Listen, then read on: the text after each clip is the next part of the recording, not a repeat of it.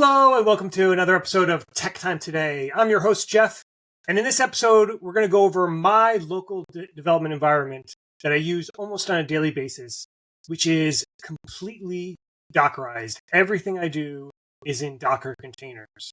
This is something that I don't think a lot of people do for probably different reasons, and I'm going to go over some of the reasons why you wouldn't want to do it.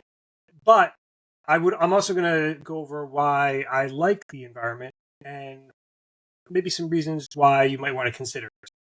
So before we get started, make sure that you like this video, that you subscribe, and that you comment below if you have any thoughts on either the content or audio quality, anything like that. I'd love to get feedback. All right, let's get started. Now, first of all, before I dive into the code and a look at some of the configuration for how I have things set up, let me just answer the question of why would you want to do this in the first place? Or actually, let me answer first why you would not want to. And the basic, answer, which many web developers would already surmise, is that Dockerizing their entire environment can be heavy-handed and resource-intensive. So if you don't have things set up correctly, for example, your machine CPU will get pinned and your memory will get filled up pretty quickly. So there is some resource-based reasons why it doesn't make a lot of sense. And if you have to do a full rebuild of everything in your environment, it's super slow. Like when you have to rebuild all of your Docker containers. But that, in my opinion, is the sort of minority of what happens. Because as long as you have a modern laptop, you can configure your environment to get past a lot of the resource constraint issues and have it working smoothly. For the slow startup time, rebuilding everything from scratch, you just don't end up rebuilding everything from scratch most of the time. Majority of the time, you have most of your services that you're running in your local development environment. I mean, of course, it's dependent on what your development environment is like. But for most people, they have a set of things like a Mongo database and maybe an Nginx server and some other things. And those hardly ever change. And in those cases, those will just be running and it's not going to be a problem. And it's really just your main code base that you're building. And that is just one container. And most of the time, actually, as I'm going to show you, you don't even have to rebuild the container. You can set it up so that it does a live reload, just as if you're doing something local. And so the short of that is that you can get past a lot of the main downsides. So why would you want to do this? And the primary reason is, actually two primary reasons, sorry. One is that you absolutely ensure that your development environment is the exact same as the other developers. It's something that is kind of built into the way it works. That, yes, there's a little bit of setup time for setting up Docker locally and in the way that you need to with all the right resource allocations and that type of thing.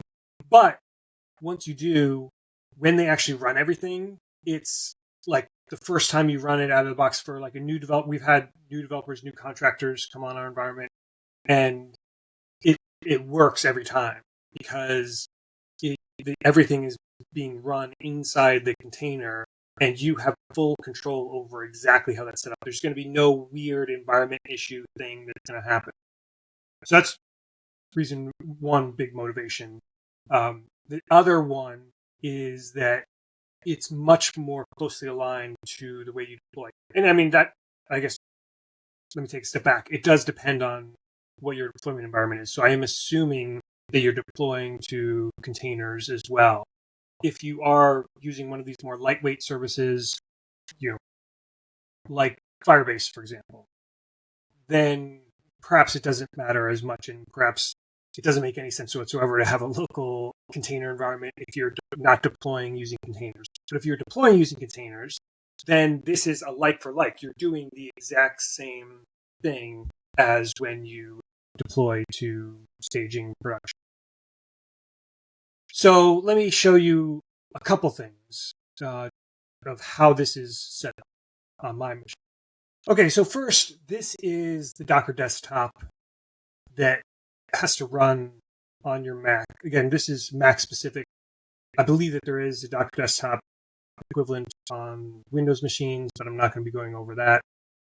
And when you set this up, there it shows, an overview of your containers that you're running on your local machine and that type of thing.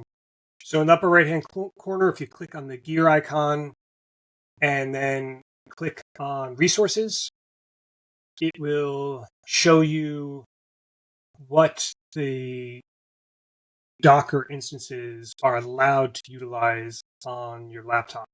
And this is by far the biggest hurdle that people run into, is not allocating enough. So you can play with this, but I give it a fairly large amount of resources because I will typically not be running a lot of other things while I'm doing development.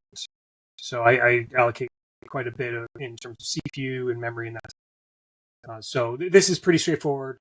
Just make sure you go into your Docker desktop, allocate a whole bunch of way over what you think it might be in terms of resources, and then it'll clear up a lot of the potential slowness and that type of thing that you might experience otherwise.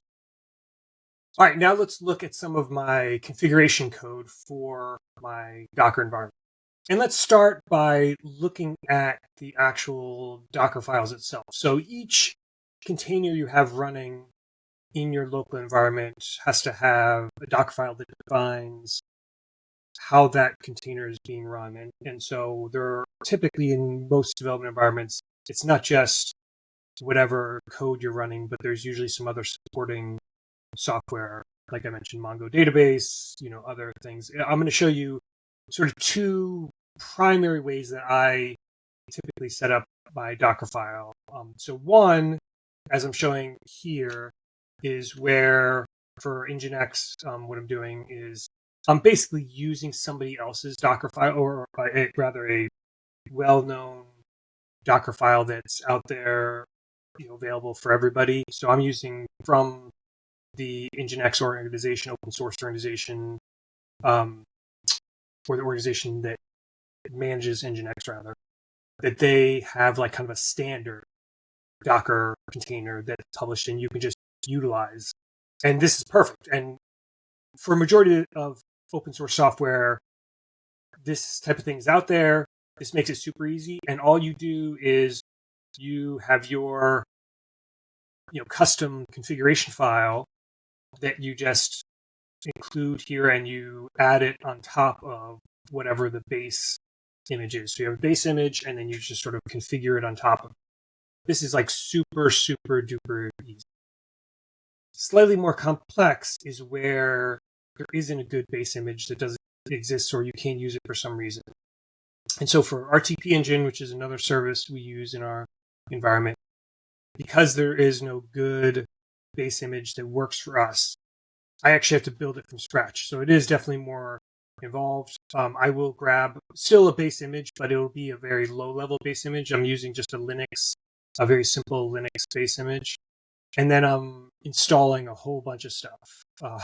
And I'm basically, I won't kind of go into detail of the code here, but the key thing is that and there's other ways to do this. This isn't the only way. But in this case, I'm actually pulling source down from GitHub, and I'm like building from source. So this is like the kind of a low-level example of what you can do for one of your services. And there's usually examples out there that other people have done. I haven't tried, but I'm sure that if you ask ChatGPT, they can help with this. And then finally, for your actual code, you typically use one of these approaches as well. So for our Docker file for front end, which is I use an Angular front end, but it doesn't really matter. So I'll use, and you could build it from many different things. There's not just one approach here, but I'm building it from the Node organization has some standard Docker containers out there that they publish, And so I'm just using a base, node image, and then adding adding code and a whole bunch of other stuff to it. So this hopefully gives you an idea, like on a per Docker, per container basis. So running locally, tying it all together and this is, you don't have to use this, but the way I do it is I use a Docker Compose file, which is an extra configuration file when you have multiple containers locally running, and it sort of combines everything together. So one of the key things with your Docker Compose file is making sure that you set up like a little private network, and you can allocate different IPs to each of the services so that they can talk to each other correctly. So Interactio is just another service that we use as an example, but you set, what ports you expose to your host machine. The volumes is like what in the Docker container is mapped to your local instance, etc. You can set different environment variables, all sorts of stuff that you can do, within this to kind of configure each of your different containers. And this part is local only. There is a somewhat separate thing for how each of your containers is deployed, which is actually a pretty detailed subject in itself. Like I'll maybe have a separate video to get into that. So that's basically a high-level overview of how I have my local environment set up using everything in containers. And hopefully that gives you an idea of how you can potentially do it at a high level. If you have any questions about some of the details, definitely comment below in this video. I'll try to include some links for some of the things that I went over. And if you want me to do another video for some of the more lower level details for any of this stuff, definitely let me know. Thanks for watching, and I'll see you again tomorrow.